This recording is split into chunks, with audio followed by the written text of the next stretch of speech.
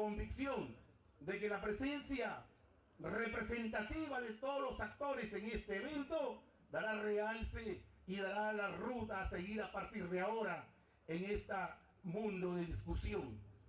Y con la convicción también de que la democracia es el aspecto fundamental que se va a respetar aquí y en todo evento de futuro, doy por inaugurado este foro nacional que organiza la Macrorregión Sur con sede en Tacna. Muchas gracias.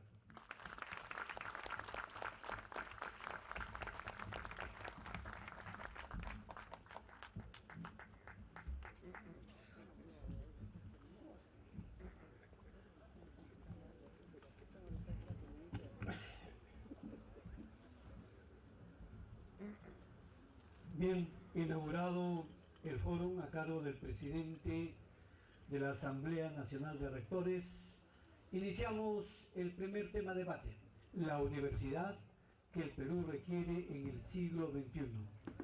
Los que participan en este debate, así como la mecánica de su desarrollo, estarán a cargo del moderador de este primer tema, el magíster Ramón Vera Rubalcaba, vicerrector administrativo de nuestra universidad. Sí, dejamos con ustedes al magíster Ramón Vera Rubalcaba para desarrollar de inmediato el primer tema de debate.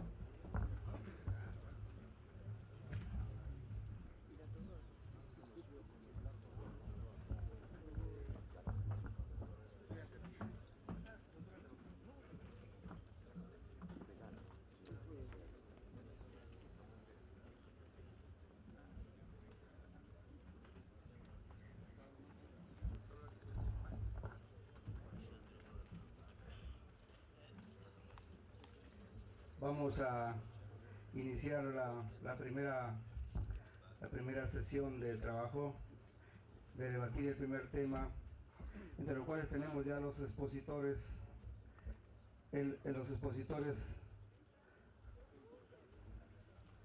a los expositores que tenemos aquí en la mesa de honor. En primer lugar tenemos al congresista Daniel Mora, presidente de la Comisión de Educación, Cultura y Deporte del Congreso. Tenemos al estudiante Franco Manosalva Silva, dirigente de la Federación de Estudiantes del Perú.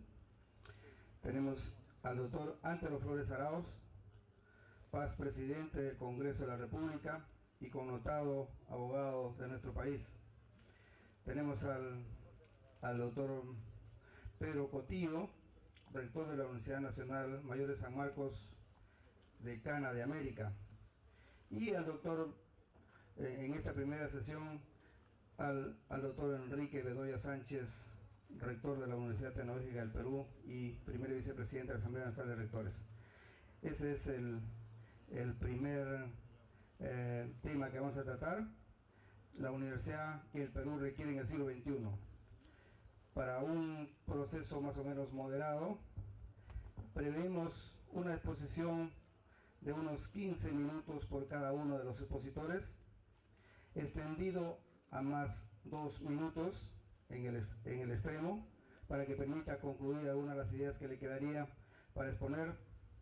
Terminado esta primera ronda, se pasará a una dúplica de cada uno de los expositores, un máximo de 5 minutos, y posteriormente vienen las intervenciones, las interrogantes y las preguntas de los asistentes a través de unos micros que se van a incorporar y a través de algunos papelitos que se va a alcanzar a través de el personal de apoyo para el evento.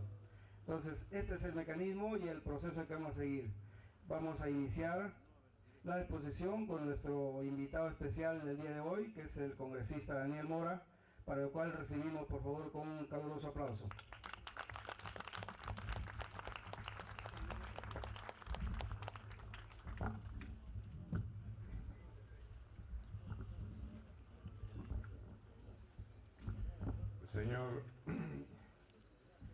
presidente de la Asamblea Nacional de Rectores, Orlando Velázquez Benítez, señor rector Miguel Ángel Correa, director de esta prestigiosa casa de estudios, señores rectores de las diversas universidades, egresados, docentes, estudiantes, administrativos, etcétera, señoras y señores.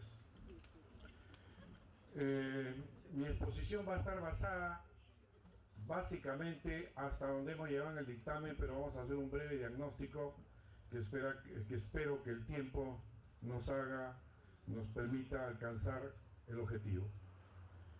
Desde el grito de Córdoba de 1918, que cambiaría la vieja lógica cerrada y oligárquica clerical de las universidades por la construcción de una nueva institución abierta, democrática, popular, cuya otra dimensión importante fue su extensión a Latinoamérica,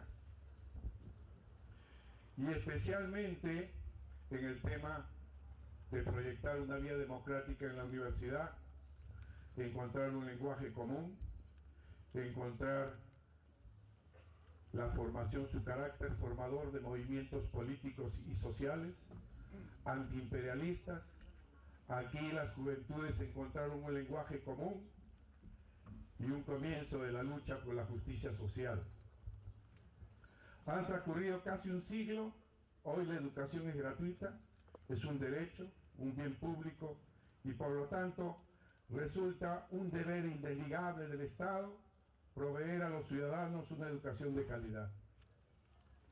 Entender la educación como un proceso, una estrategia, el fortalecimiento de todas las potencialidades del país, como un proceso de igualdad de oportunidades, de disminución de desigualdades y un instrumento para alcanzar mayores niveles de justicia social. La universidad debe convertirse en el motor del desarrollo económico y social, mejorar la calidad de vida, favorecer los cambios deseados para mantener nuestra sociedad. La universidad debe promover valores democráticos. De la autonomía debe surgir un compromiso entre la universidad, la sociedad y el Estado. Profundizar el desarrollo sostenible de nuestro país. Necesitamos construir una universidad más inclusiva, pertinente y de calidad, vinculada al crecimiento y desarrollo del país. Los desafíos que afronta nuestro país son inmensos. ¿Cómo no va a ser inmenso el desafío de construir una sociedad distinta cuando nuestro crecimiento se sustenta en 10 empresas mineras? Cuando el 40% de nuestras exportaciones se sustenta solamente en 10 a 10 empresas de una minería extractiva, donde la inversión viene donde solamente hay músculo que contratar, donde solamente se requiere pico y pala y somos incapaces de darle un valor agregado ni tener mayor complejidad económica en nuestra industria. Esa complejidad económica no la alcanzamos ni la alcanzan muchos países. Seguiremos siendo un país primario exportador y seguiremos llenándonos la boca de que bajaron las materias primas. Nos asustamos. ¿Qué hay que hacer? Más inversión en minería. Si bien es cierto han bajado, más volumen hay que exportar. Pero nadie se fija que la inversión de calidad nunca vendrá al país mientras no tengamos mano de obra calificada y profesionales calificados. La inversión privada va a esos países.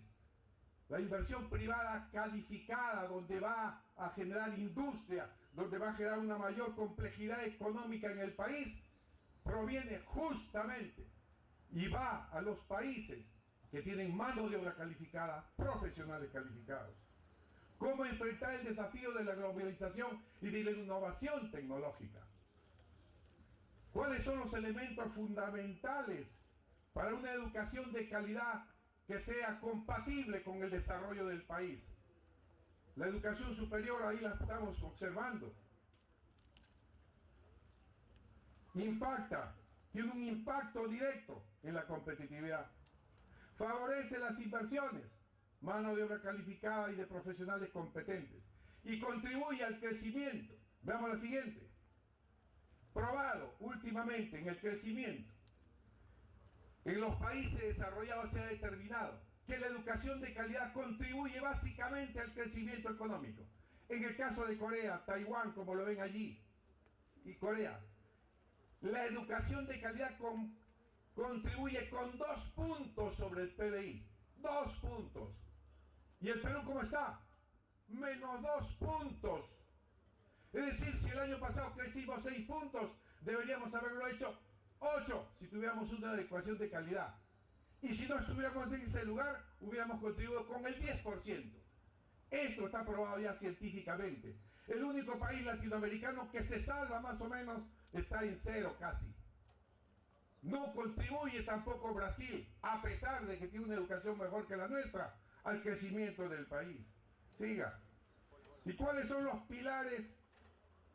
El índice global de competitividad. Competitividad se divide por 12 pilares. Y ustedes verán ahí en qué somos campeones. 1. Somos campeones en entorno macroeconómico, señálelo ahí. 20. Ocupamos el puesto número 20 de 123 países. Muy bien, estamos en entorno macroeconómico. Siga ahí con la cuestión de eficiencia en el mercado de bienes.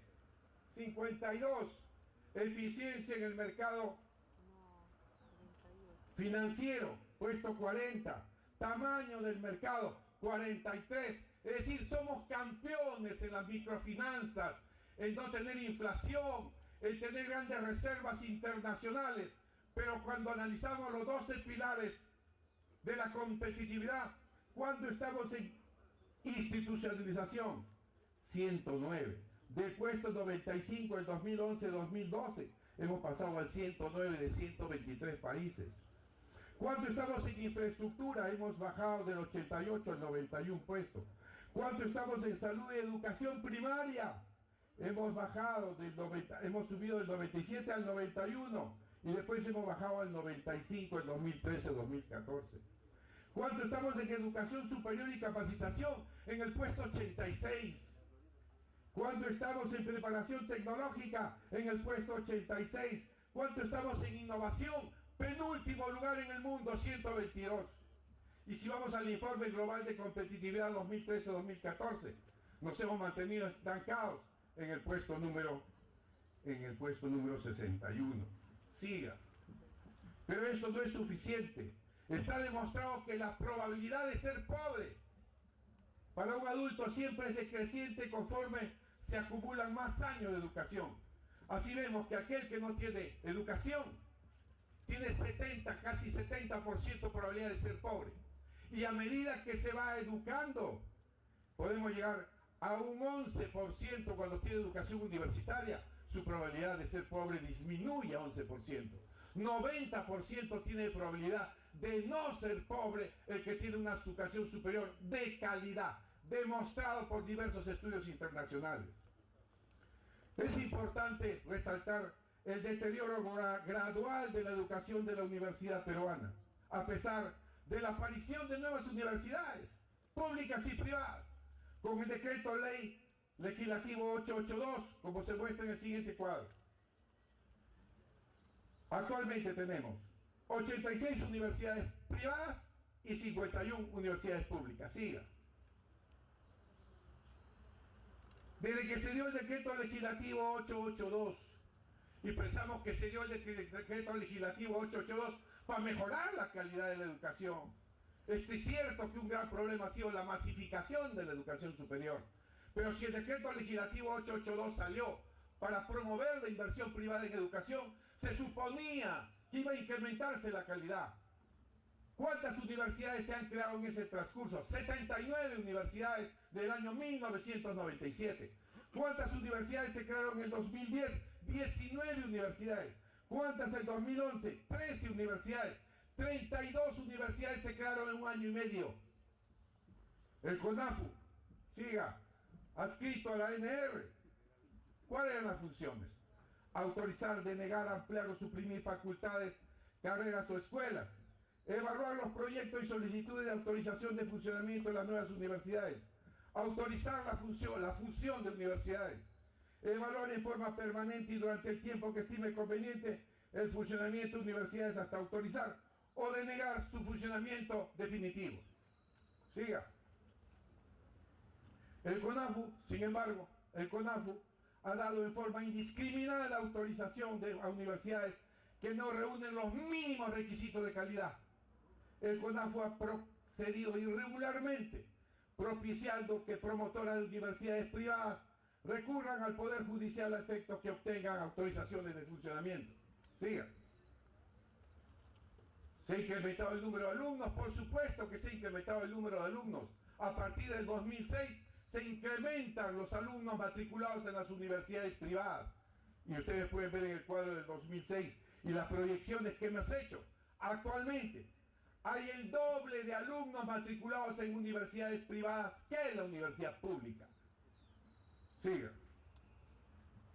Sin embargo, ¿esto qué nos ha traído? ¿Mayor calidad?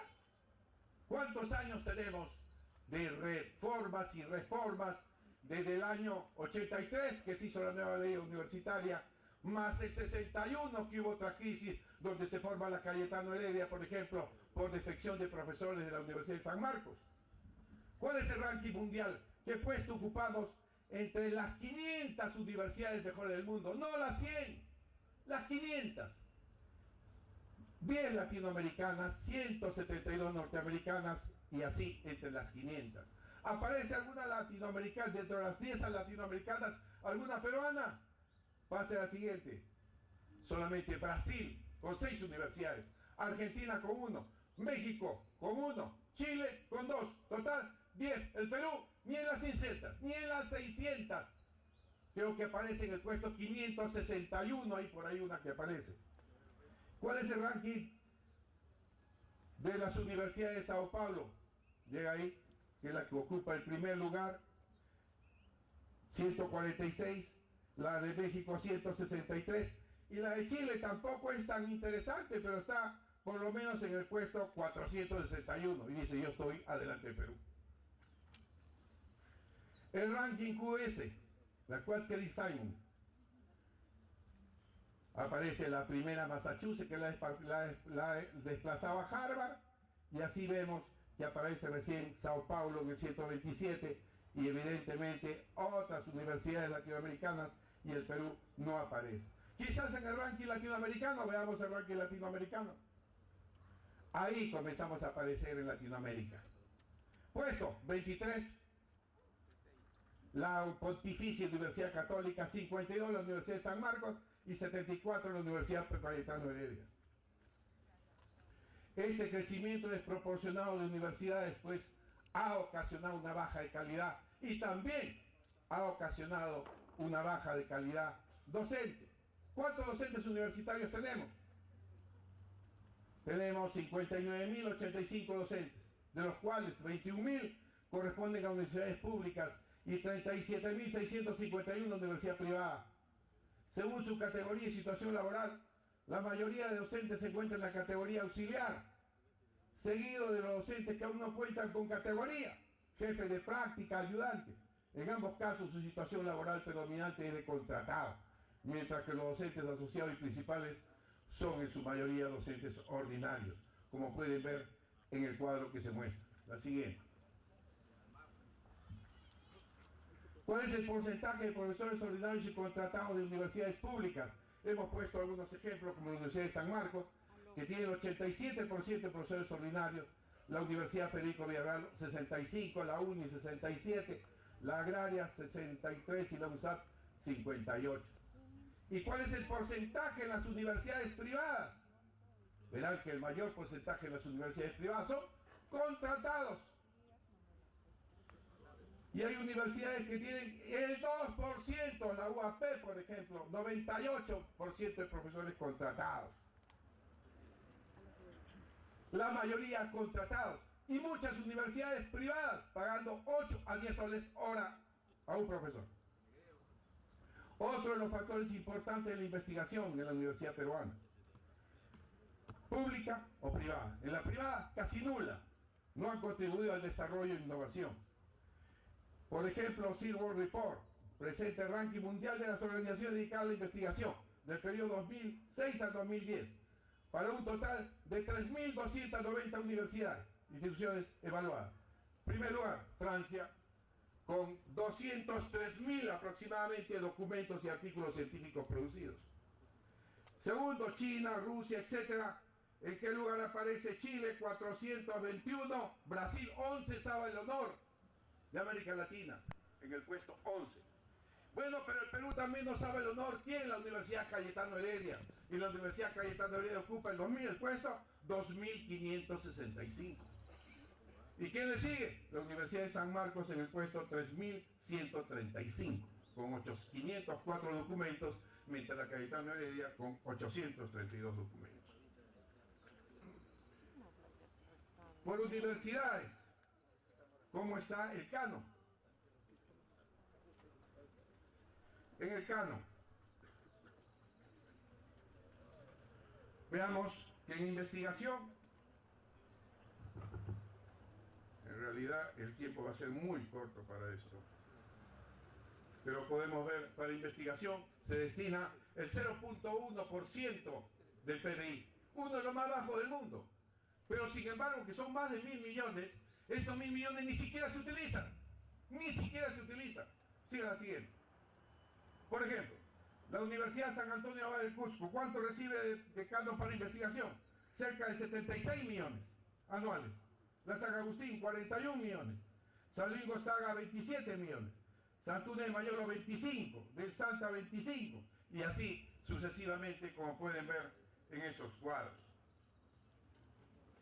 La siguiente. Siga. ¿Cuál es el porcentaje de presupuesto para la educación? Prácticamente promedio 0,70 para la educación superior, ¿no es cierto?, en relación al PBI. 0.77 con relación al PBI, cuando el PBI en otros países como Colombia está en 1.34. Es cierto, no hay un presupuesto adecuado para la universidad, pero hay universidades que sí tienen recursos públicos, y voy a mostrar, no va a haber tiempo si ocurre el debate. Hay universidades que no han utilizado casi el 80% de su presupuesto en el 2012, según el CIAF amigable del Ministerio de Economía. Y si analizamos el presupuesto total por alumno, veamos en algunas universidades estatales por todo concepto, la Universidad de Moquegua, $26.670 anuales por alumno, igual que la Universidad de Noruega. La Universidad de Moquegua de Ingeniería, $8.471 anuales. Dinamarca, 21, es decir, la Universidad Nacional de Ingeniería tiene más o menos el equivalente a Japón, y así sucesivamente. Ingresos por todo concepto. No son todas las universidades, las 51 universidades públicas que reciben. Hay universidades públicas pobres, eso es cierto, pero no hay universidad que diga que están todas pobres. Y el crecimiento. Vemos el crecimiento. El Perú ha seguido creciendo. ¿Y qué nos ha servido? ¿Se ha dado más dinero para educación? No, tampoco. O sea, tampoco. ¿Están mal los gobiernos? Por supuesto que sí. ¿Están mal las universidades? También, por supuesto que sí. Pero no todas debían estar mal. Situación actual de las universidades. Indicadores de desempeño lo confirman en el mercado. Sus empleados profesionales se han incrementado a 35% a pesar del auge económico. 63% de los egresados se arrepiente de la institución o carrera estudiada. Más de la mitad de los profesores a tiempo completo no realizan ninguna actividad de tipo intelectual. Otros factores. Sueldos desproporcionados de autoridades en las universidades privadas. Rectores que ganan 2 millones de soles mensuales. Y entre pocos tienen 140 millones al año de sueldos en un grupo pequeño de 20 y tantas personas. Infraestructura deficiente, falta de laboratorios, bibliotecas, docentes calificados, informalidad en exámenes de ingreso. En muchas universidades privadas actualmente no se exigen ni siquiera los certificados de secundaria. Sueldos mínimos a los docentes, entre 8 y 10 soles por hora. rectores que continúan en sus cargos a pesar de tener sentencias condenatorias, desbordante incremento de las comisiones organizadoras designadas por el CONAFU. La acreditación es voluntaria, solo se han acreditado 4 carreras, no existe una cultura de la calidad. Problemas de corrupción al interior de las universidades, tanto públicas como privadas. Obstáculos para el reconocimiento de títulos profesionales de científicos graduados en el exterior. Tenemos cerca de 4.000 científicos que trabajan en grandes corporaciones en el mundo. Cuando vienen acá a tratar de convalidar sus títulos, no los dejan. Proliferación de los grados académicos de maestrías y doctorados incompatibles con los estándares internacionales. Carreras profesionales que otorgan títulos a nombre de la nación con 2 años y meses. Ingeniería de sistemas, informática a distancia. Arquitectura a distancia. Ingeniería civil a distancia. Faltan médicos cirujanos a distancia. Currículas desactualizadas, no acorde con los avances de la ciencia y tecnología. Falta de supervisión y fiscalización del uso de los recursos en las universidades. Reinversión de excedente de las asociativas privadas sin fin de lucro. Congresista Mora. Y porcentajes importantes de alumnos que interrumpen sus estudios por falta de recursos. En la siguiente etapa puede concluir, por favor. Para continuar con Esto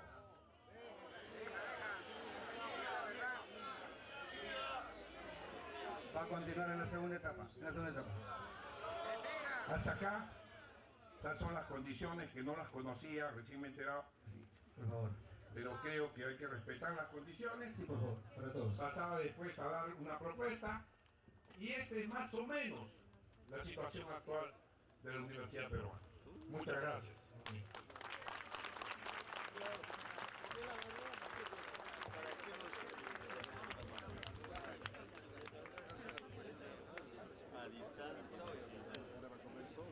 Continuando con la exposición, vamos a recibir al estudiante Franco Manosalva Silva, en nombre de la Federación de Estudiantes del Perú, dirigente nacional.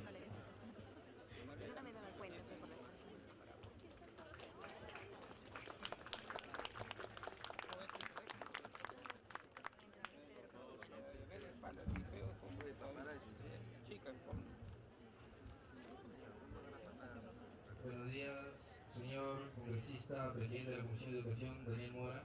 Buenos días, señor congresista, secretario de la Comisión de Educación. Buenos días, señor presidente de la ANR, Orlando Velázquez. Buenos días, rectores de las diferentes universidades que conforman el CRI. Buenos días, rector de la Decana de América, Pedro Cotillo. Buenos días, alumnos, comunidad universitaria, periodistas, felicitándoles también por el Día del Periodista. Buenos días también con el compañero segundo vicepresidente de la Federación de Estudiantes del Perú, que se encuentra también presente en esta universidad, estudia en esta universidad, y que si me dejaran quisiera que pase al costado mío. Ya. Bueno, en este momento se nos pregunta qué universidad queremos para el siglo XXI. Pues bien, para reconocer realmente qué universidad queremos, es necesario buscar en la historia lo que hemos sido y de dónde hemos venido. No podemos plantear una solución si es que realmente no sabemos qué han sido las causas por las que estamos en este momento tan mal en la educación. En el Perú, la universidad tiene ya 5 siglos de historia, desde la fundación de la Universidad San Marcos en 1551. De ahí en adelante, una brecha histórica. La universidad se vuelve laica. Se vuelve laica dejando de lado la oligarquía y los cánones de la iglesia.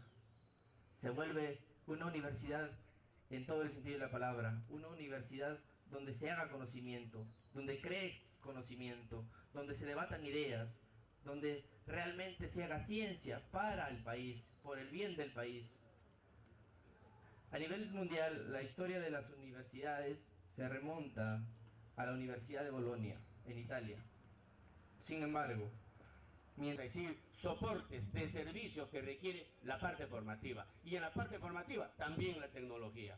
Y finalmente, un tema importante, hay que entender los aspectos claves en la que ahora la universidad peruana, como cualquier universidad, tiene que entender. Es que estamos globalizados.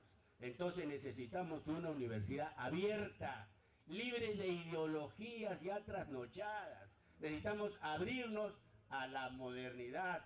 Tenemos que ver que la universidad tenga un sentimiento y una responsabilidad social, que busque una cohesión social, una integración social, que elimine las exclusiones que todavía mantiene.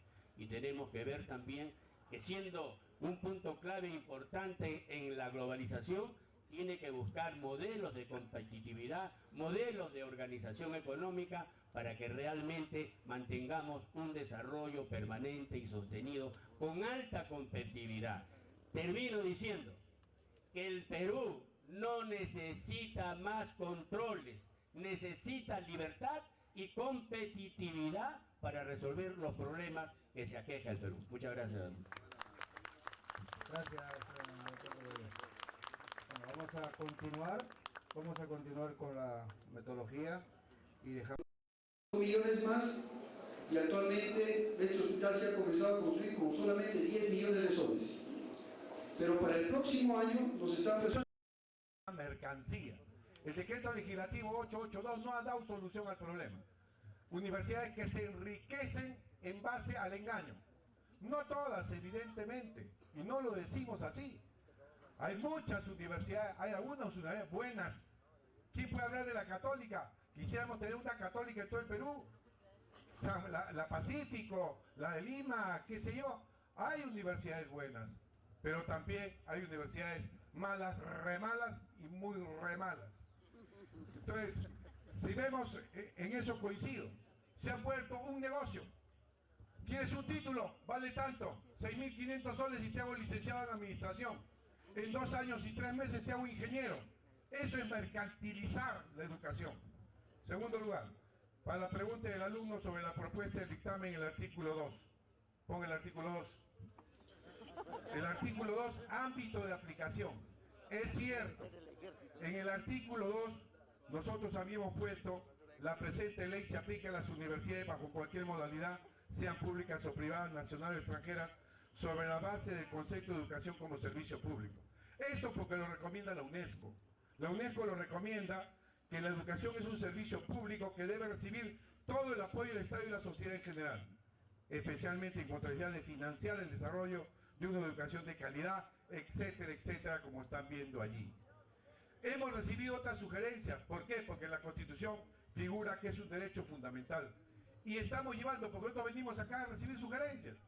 Y en todo nuestro recorrido que venimos haciendo hace 9 meses, acá hemos modificado el artículo que lo vamos a proponer a la comisión, que dice: la presente ley se aplica a las universidades bajo cualquier modalidad, públicas o privadas, sobre la base del concepto de educación como derecho fundamental y servicio público esencial. Con relación a la superintendencia, ¿qué dice la Constitución? Ponga la Constitución, por favor, en su artículo 16. Para que vean que la superintendencia no es creación del presidente de la comisión. Sale de la Constitución y de una sentencia que da el Tribunal Constitucional en el año 2010. Yo ni pensaba ser congresista en esa época. Entonces miren ahí qué dice el artículo 16. El Estado coordina la política educativa, formula los lineamientos generales de los planes de estudios, así como los requisitos mínimos de la organización de los centros educativos, supervisa su cumplimiento y la calidad de la educación.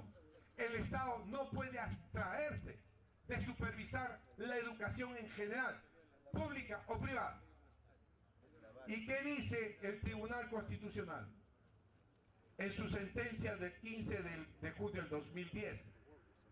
Como lo dispone el artículo 16 de la Constitución que hemos leído, a través de la supervisión rigurosa de los organismos especializados, independientes, imparciales, autónomos, encargados de llevarlo a cabo. El CONAFU, órgano de la ANR, creado por ley 26439, conformado por los rectores propuestos y elegidos por las propias universidades, no ha sido capaz de ejercer un control externo estatal porque no goza de la imparcialidad que debe tener todo organismo público para actuar. En consecuencia, dice el Tribunal Constitucional, consideró pertinente que el Congreso de la República expida la ley de creación de una superintendencia altamente especializada y objetivamente imparcial y supervisada eficientemente por el Estado, que cuente, entre otras, con las siguientes competencias que ustedes ven allí. ¿Por qué no la ANR? Porque la ANR es juez y parte. No puede ser presidente de la ANR, con todo el respeto que le tengo al presidente de la ANR y mi amigo, pero es rector de la Universidad de Trujillo y su consejo está conformado por rectores en actividad privadas y públicas.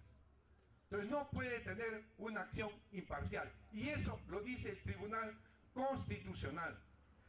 ¿Qué dice la Contraloría? La Contraloría de la República, en un informe a pedido de un congresista. Problemática de las universidades nacionales. ¿Qué recomienda la Contraloría? Se promueve un organismo suprauniversitario que administre el adecuado funcionamiento de universidades desde la etapa de su autorización. ¿Quiénes han recomendado esto? Muchos congresistas de diferentes bancadas, Acción Popular, Solidaridad Nacional, nacionalista, etcétera, etcétera.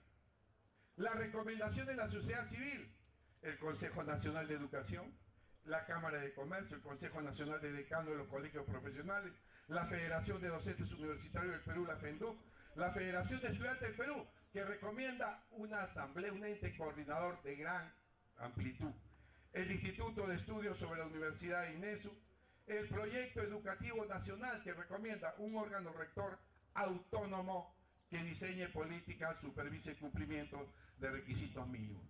¿Cuál es el problema? Como lo ha dicho bien el señor Bedoya, las universidades no quieren ninguna supervisión de la calidad. Fundamentalmente las privadas, las asociativas privadas sin fines de lucro. Porque ¿qué dice la ley? La ley dice que las universidades privadas asociativas sin fines de lucro deben reinvertir sus excedentes en la propia universidad. ¿Quién controla que reinviertan los excedentes en la propia universidad? Nadie. Las universidades privadas societarias que pagan impuestos deben asegurar la calidad que ofrecen. Y en todos los países del mundo, como habíamos tenido una reunión, en todos los países del mundo, Asia, Europa, etcétera, Estados Unidos, existen entidades similares a esta que estamos recomendando. Si fuéramos, yo soy un voto en la comisión de 18 votos. No es una posición del general Mora, ni hablar. Es una posición que ha tomado la comisión, que podemos modificar y por eso estamos acá para que nos den sus sugerencias. Por ejemplo, el término adscrito al Ministerio de Educación es diferente a dependencia directa según la Ley Orgánica del Poder Judicial. Es falso cuando se dice que estamos vulnerando la autonomía. De ninguna manera la superintendencia se va a meter en nombrar profesores, en modificar la parte académica, en su normativa, en sus movimientos económicos, financieros. Para nada. 3 funciones solamente va a tener la superintendencia. Supervisar la calidad educativa. 1. La autorización de nuevas universidades. Y 3, la fiscalización del uso de los recursos. Ese es el tema. Pero más aún, hay un artículo que tampoco les agrada. Los integrantes, nosotros podemos modificar el término de adscrito y hemos consultado con constitucionalistas.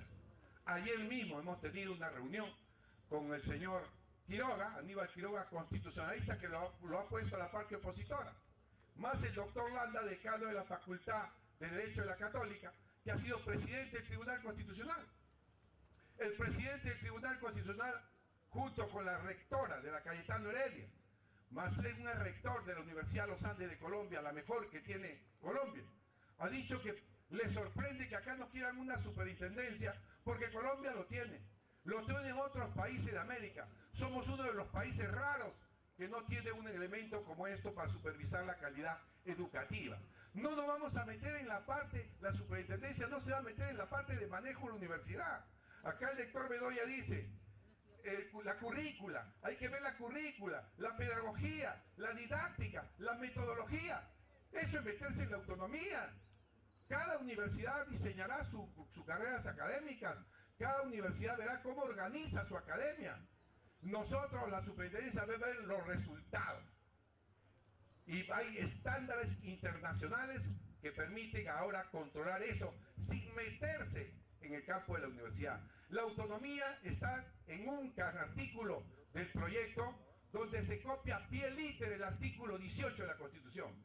Se respeta la autonomía normativa, estatutaria, académica, económica, financiera, escrupulosamente. Y para desvirtuar también otro tema, de ninguna manera se toca la gratuidad. No es cierto que vamos a eliminar la gratuidad, ni tocamos eso, sino con eso se trata de desprestigiar este proyecto. No se va a quitar los comedores, como se han dicho, que se va a quitar el pasaje universitario. Nada de eso es cierto. Solamente estamos en la mitad de la discusión en la comisión. Acá lo que hay es grandes intereses de por medio. Si ustedes sabrán, acaban de comprar la Universidad Tecnológica del Perú un 51% de acciones de 130 millones de dólares. ¿Quién lo ha comprado? Interbank. Entonces, ¿por qué lo compran? Porque es un negocio. Porque es un negocio. Pero esos negocios que brinden la calidad que ofrece. ¿O queremos seguir así? Con una universidad barata, con filiales, como lo ha dicho acá el vicepresidente de la Federación de Estudiantes, señor Mandosalva, que dice que hay, que me ha gustado el término, universidades discoteca. Yo hablaba de universidades garaje, pero él habla de universidades discotecas, porque hay universidades que en el día trabajan y en la noche son discotecas. Y también hemos visto filiales encima de un mercado, en el segundo piso. En el primer piso se venden menestras y en el tercer piso almacén de verduras. Y en el segundo piso una filial. ¿Cuál es la dignidad que tenemos para tratar a un estudiante de esa manera como si fuera una mercancía? Y de eso se trata.